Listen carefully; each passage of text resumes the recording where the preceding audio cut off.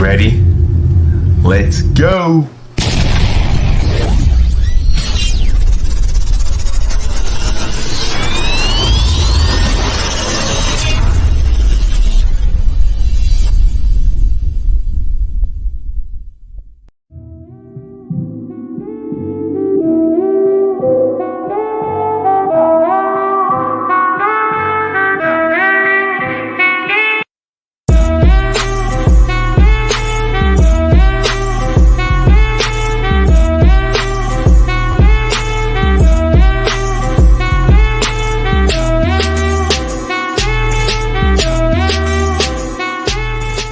What's the deal, everybody? It's your boy Sports Dad. Listen, it's on and popping, and it's another live session, and we keeping it rolling. Last week, we talked about Nick Saban and his noise that he's been making with the whole NIL piece, right?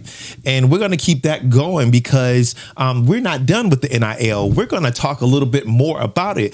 The name, image, and likeness. It's actually money time. These guys are making a killing off of this right now. It's time for the college athletes to make some money, and we're going to talk about it today in my live session. So thank you for joining me. Listen, if you are new to the channel, make sure that you go ahead and subscribe to my channel and hit the notification bell so that you'll be notified when we're posting new content, right? And that's how we're doing things. Listen, I'm giving you my opinion. This is based off of my experience. I'm not a professional advisor or anything of that nature, but I'm specifically giving you information off of my experience and off of my research, right? So obviously it was inevitable for us to have a conversation about the name, image, and likeness, the NIL deals that are happening at the college level, right? And so we're going to talk about how this thing all came about, and we're going to take a deep dive into it, like what's happening at the college level, why Nick Saban is so upset, and talk about the ins and outs of the NIL.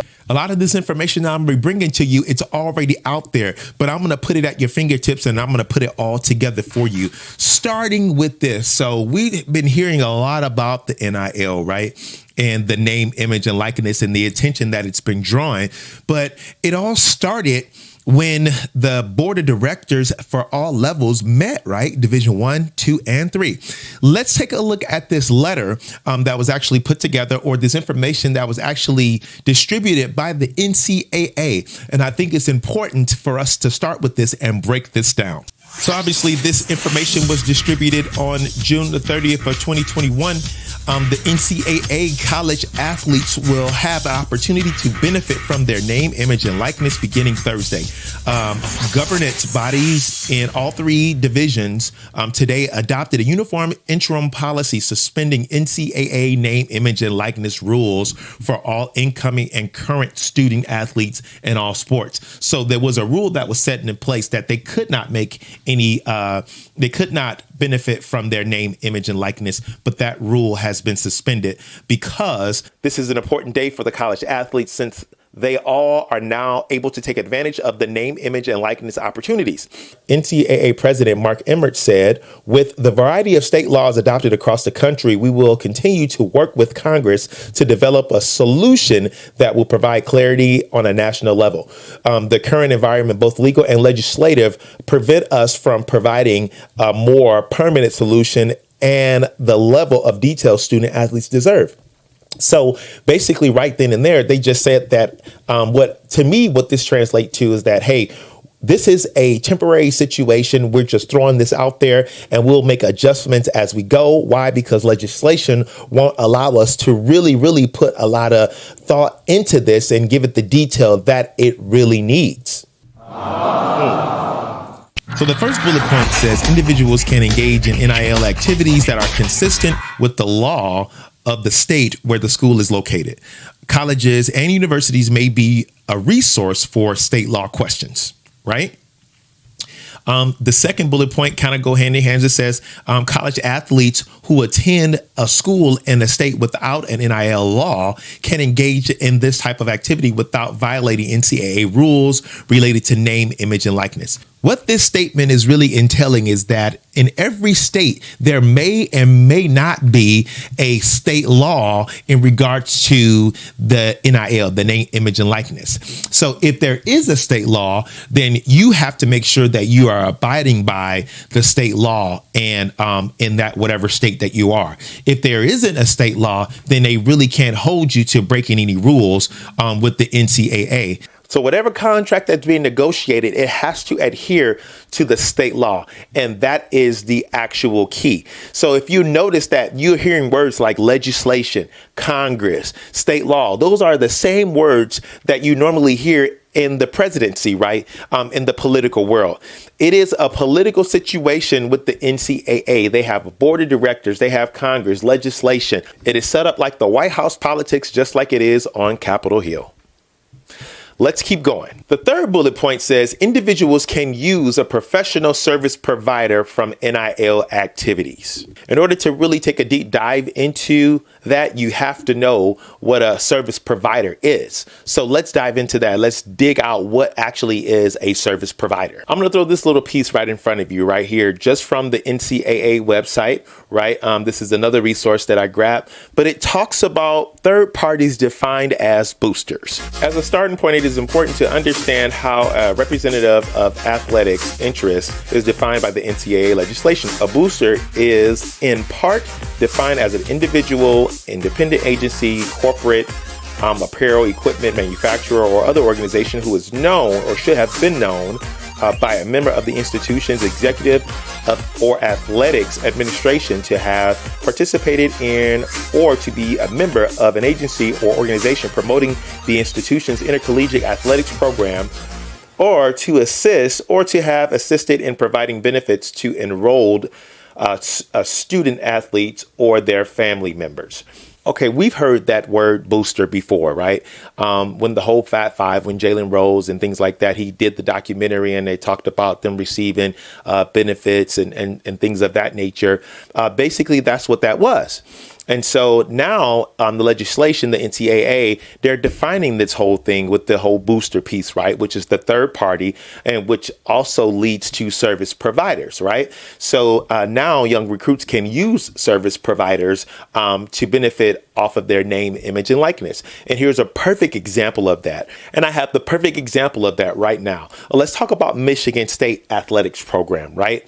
They had a guy by the name of Matt Ishbia, who is the CEO of United Wholesale Mortgage, which is the #1 wholesale lender in the nation. And he's a former basketball player for Michigan State University. He played for Coach Tom Izzo. And basically, this is what he did. Check this out. Ishbia announced that the program will sponsor MSU football and men's basketball players and will pay them $500 per month during the duration of their playing career at Michigan State in exchange for athletes promoting UWM on their social media pages and getting the word out about home lending options. That is a perfect example of a booster or a third party coming into the situation and taking advantage of it, right? And doing it the right way. Because when you're doing it the right way, the athletes have to do something in exchange for those funds. And in this case, all they have to do is promote the mortgage company and they get $500 a month, basketball and football players, right? And so now with service providers, it could also be an attorney, an agent. There are people that are out there that are helping specifically for NIL deals. Now, the deal breaker with the boosters or with any third party that's helping with the NIL deal, the thing is that it cannot be a situation for pay to play. Then you got to get ran through the school compliance contacts to make sure that they're staying compliant. So as long as it is not a pay to play situation, then the NIL deal is a good to go. Now ask yourself this: how many recruits or young recruits do you think now would be more eager to go to Michigan State because of that NIL deal that they have with UWM and Matt Ishbia? Right. So even though it's not a direct pay to play situation, right, where they're actually paying recruits to actually go to the college, it's a legal way to do it. It's a legal way to do it. And and the reason why it's able to happen this way, it is because legislation didn't allow the details and the whole energy to go into approving the whole name, image, and likeness piece. So because it was a temporary solution, you better believe that universities now all over the globe is going to take advantage of that. And I just read you the actual piece where it said from the NCAA website that they didn't give it the attention that it really, really deserves. So right then and there, that's going to me, that's saying that is going to cause a lot of problems in the future. Right. But as of right now, colleges are spot on taking advantage of that. I'm going to talk about another business guy who's been making a lot of noise via headlines. I mean, in the news and the articles and things of that nature. Right. His name is John Ruiz, and how he's been actually helping the Miami Hurricanes with their NIL deals. Let's watch this little clip. Litigating against insurance companies. If a planned acquisition of his business goes through this summer, he'll be worth more than $20 billion. Does it have a bad law? But John Ruiz and his money are relevant to this story only because he's also a big fan of University of Miami athletics. Go Canes. And has started paying Miami athletes as product endorsers for his new health app, Life Wallet. I love Life Wallet.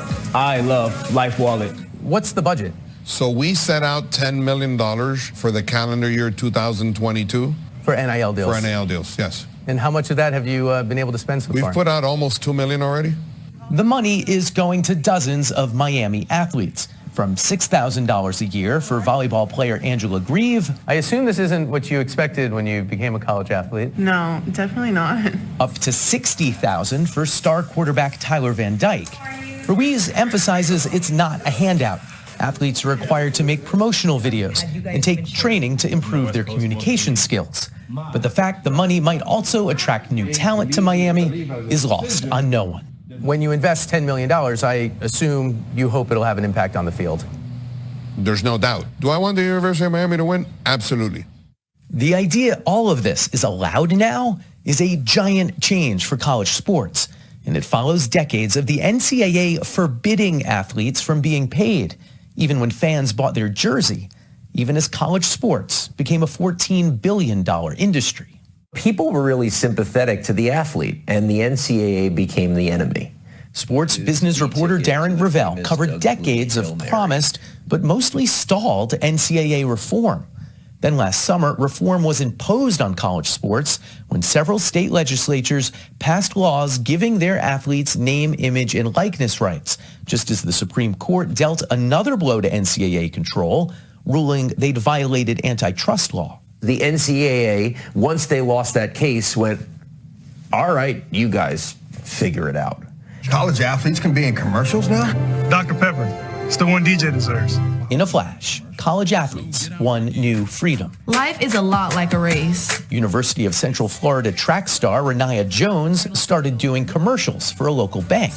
That pays $1,500 a month. Has it changed your life as a college athlete? It actually has. You know, it just really puts me in a better position for my finances, especially when I graduate. Says my name on it, running back. Isaiah Bowser sells t-shirts. It's like your own website. That's right, shopbowser.com. But pretty much immediately, college boosters also started making websites to gather money into NIL collectives. Louis Padilla is CEO of Dreamfield, the company that helped University of Central Florida fans launch their collective called Mission Control. What's a collective? A collective is really a group of alumni, boosters that come together and pool resources. And then they can just hand out the money in envelopes or what? No, not necessarily. There are rules around it. To stay clear of NCAA eligibility rules, the money can't be an inducement to recruit a player to a specific school. It can't be tied to their play on the field. And the athlete must do something in exchange for the money that justifies the amount they're paid. They gave me like a contract, and I got like deliverables that I got to do each time. Mission Control had wide receiver Ryan O'Keefe make a social media post. Go tell somebody, your mama, your auntie, anybody that's got a phone, to go and sign up for Mission Control. There's the deliverable that I just completed. That has to be the easiest $350 you ever made. Yeah, that's what I'm saying. But the NIL dollar amounts are growing dramatically higher at the upper echelons of college football. There's schools that have no shot to recruit certain high school players because they're going to go to where they're paid the most, leading some, including Ole Miss football coach Lane Kiffin, to insist the deals are being used to win players. Oh, Brooke, you've come to the right guy, because I'm going to tell you about the ugly side of NIL. Lawyer Mike Caspino negotiates on behalf of high school players and says some collectives are aggressively skirting the rules by offering this. We will pay you a large sum of money, just south of $1 million, but we could ask for you to pay it back, plus interest, at any time we like. They're doing that so that if a student doesn't go to their school, they can ask for the money back. Correct. I have no problem with players getting paid in a free market scenario if you want that, but do not masquerade it as name, image, and likeness. It's not. John Ruiz, the one booster willing to speak to us on camera, says he's following the rules and not using NIL to recruit. Normally, if you look at the NIL deals that we have, we give them to the kids after they committed, not before. And he says all those Life Wallet videos prove his athletes are doing real work. Make sure you hit the app so you don't strike out. In exchange for the millions he's paying. Go to your app store and search for this blue icon. But it's worth noting, after nearly 3 months of NIL promotion, the Life Wallet app has just one written review in the Apple App Store and fewer than 100 downloads from the Google Play Store. Still, Ruiz says he's gotten his money's worth through publicity from news stories like this one. I mean, anybody can say whatever they want, but, take them to a court of law and have them say that we're not getting our bang for the buck. But who would do that? In many states, local agencies or the universities themselves are left to police the hazy field of name, image, and likeness. If the NCAA is hands off, this will become the new free market system. What are you worth? Whatever a booster is willing to pay to get you to this school. So as you can see, this guy has millions of dollars set aside, right, for NIL deals. And it's basically supporting his brand. All they have to do is basically, tweet something out or put something out on their social media, and they're making money, right? Because you have to do something in exchange. So that's actually right? That's technically correct, and you can't argue with that, right? But the issue is that it's been drawing a lot of attention. I know at one point it was 540,000 in NIL deals that was being done. So now the NCAA is inquiring about it, right? It's inquiring about it because it's drawing a lot of attention and it's so much money that's being distributed, but he's doing it legally because of the NIL situation. But because it wasn't major details and they didn't lay everything out, now they want to take a little bit deeper dive into it to see exactly what this guy is actually doing. But you saw it for yourself. This guy is basically, he's a diehard fan for the Miami Hurricanes, and he's in major support, right? But here is the kicker, and here's the red flag in the whole thing. It took a snapshot of his business and how his business was doing prior to the advertisement of the players and after the advertisement of the players. And it's really not helping his business at all, right? And so, but he's okay with that, right? He's okay with that. And he has an answer for that, as you just saw. But it's not really helping his business. And really, he doesn't really care. Why? Because this guy is making money hand over fist and he can afford to take the loss. So it's really not a big deal to him. And this is why it's drawing so much attention. But because of the NIL deal, but because of the allowance of the NIL, the name, image, and likeness, he feels comfortable doing what he's doing because, once again, it is an exchange for advertisement and not pay to play. But because of the amount of things that's happening, right? Because of the amount of money that's been distributed to players for the NIL deals, that's why. And so this is what Nick Saban was basically talking about. He was really upset about that. But there was another way that it can be done as well, right? And Nick Saban was actually dropping gems. I know he was getting smashed in the media and things like that, but he was actually dropping gems and letting you know how it's actually working, right? And what they're actually doing, which is why he's so upset about it. So I'm going to play that clip again. I played it in my last session, but I'm going to play that clip again. And I want you to really pay attention because he's putting it together on how these NIL deals are being done and how these players are making so much money and how they're able to do it, right? Check it out. Is coaches trying to create an advantage for themselves. I went out and said, okay, how can we use this to our advantage? They created what's called a collective. All right, a collective is an outside marketing agency that's not tied to the university, that's funded by alumni from the university. And they give this collective millions of dollars. And that marketing agency then funnels it to the players. All right, and the coach actually knows how much money's in the collective, so he knows how much he can promise every player. That's not what name, image, and likeness was supposed to be. That's what it's become, and that's the problem in college athletics right now. And so that's what Nick Saban was so upset about. He's upset about the fact that the alums are coming together and they're funding the whole collective piece, right?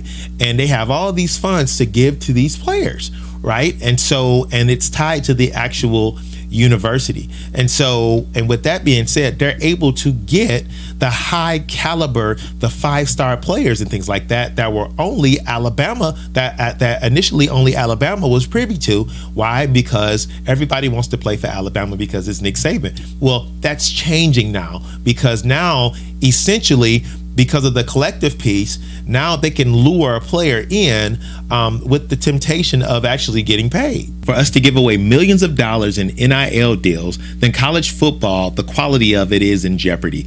That's why people enjoy Alabama, people enjoy Ohio State, people enjoy Clemson because they know that they're going to have the top tier players. But that's not the case anymore because any college that's putting themselves in this position and taking advantage of the NIL deals, they're going to be able to get top tier players as well, which is why it happened with Jackson State, right? And weren't too many colleges happy about that. So if that continues to happen, then that means that colleges like Alabama, Ohio State, the big name colleges, they're in jeopardy of having a full roster full of 4 to 5-star players, which is why the Ohio coach came out with this, right? I'm going to lay this on you.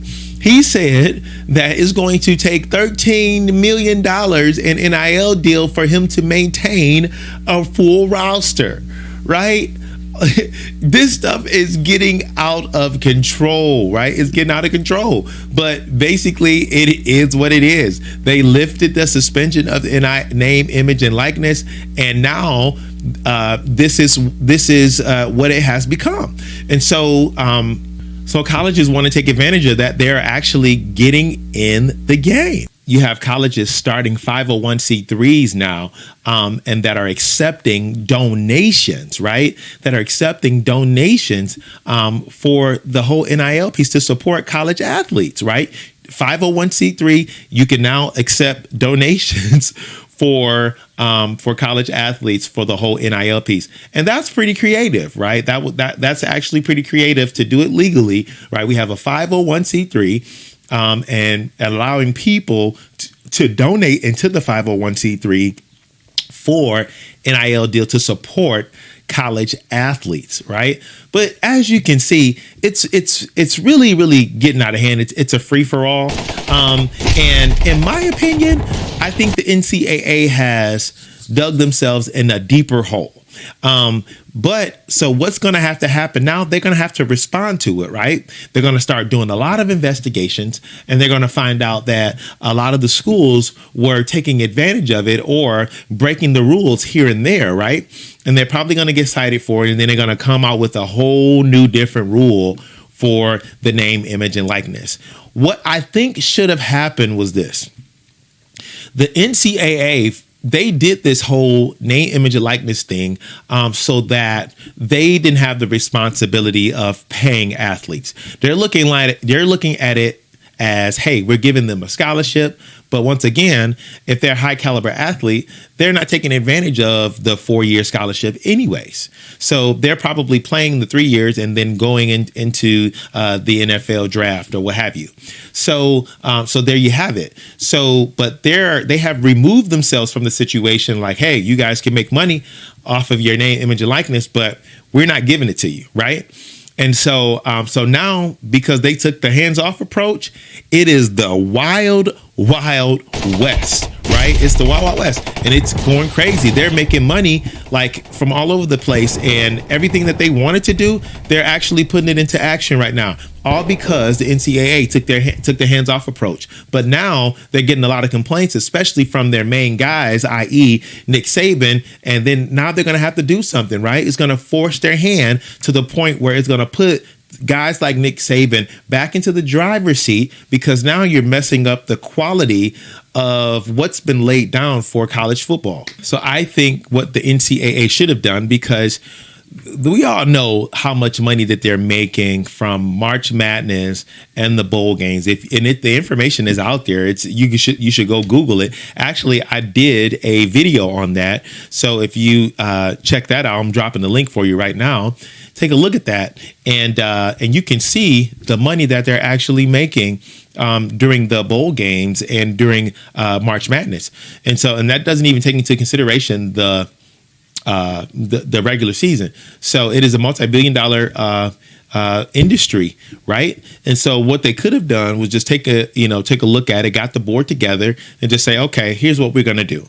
We're going to give players X amount of dollars. And the reason why the issue's been raised in regards to players getting money, because guess what? If you have a promising player that can play professionally, but they're putting their body and on the line at a college level and not getting anything in return for it outside of the actual scholarship, right? So if they blow their knee out and their career is over, then guess what? Then they don't have anything to show for it. But if they're in the NFL and they get the big contract and they blow their knee out, then they have something that they can fall back on that can sustain them, right, for putting their body on the line. So that's why the big issue has been raised, and the fact that they're making a lot of money off of these athletes too. So I think that the NCAA should have just swallowed their pride and just put together a nice, attractive package for college athletes. That way they keep the outsiders out and still keep the competitiveness in college football with the major players, the Alabama, the University of Michigan, the Michigan States, the Clemsons, and so on, right? That way you keep out the outsiders. But now what you have done, you have allowed the outsiders to come in. You have allowed the outsiders to come in, and now there's going to have to be something done to correct that whole situation. And guess what? I'm waiting front row seats with my popcorn in hand, waiting to see how that's going to look. So I hope you really enjoyed this video, and I hope you really got something out of it, because it's been a lot that's going on about the whole NIL stuff, and it's just been crazy. It's just been crazy. But I thought it would be advantageous for us to just get together and break this thing down and understand like what's really happening here. And so be on the lookout and look at the news and things like that, to be on the lookout, because the NCAA, it sounds like they're brewing up something, because they're starting to ask a lot of questions now. All right. Listen, if you want to know more about recruiting and what it's like on the inside, make sure that you stay tapped in with me. Until next time, I'm out. Sports Dad here. Deuces. There you have it, folks. Another great recruiting session in the books. Definitely there were some huge nuggets that were dropped, and hopefully you're walking away with something tangible. Don't forget to subscribe to the channel and make sure you hit the notification bell so you'll be notified when we're posting new information. And also too, if you want to support the channel financially, be sure to send all donations to $SportsDadceph, and that's also on my YouTube platform as well. Make sure that you stay tapped in, and until next time, I'm out.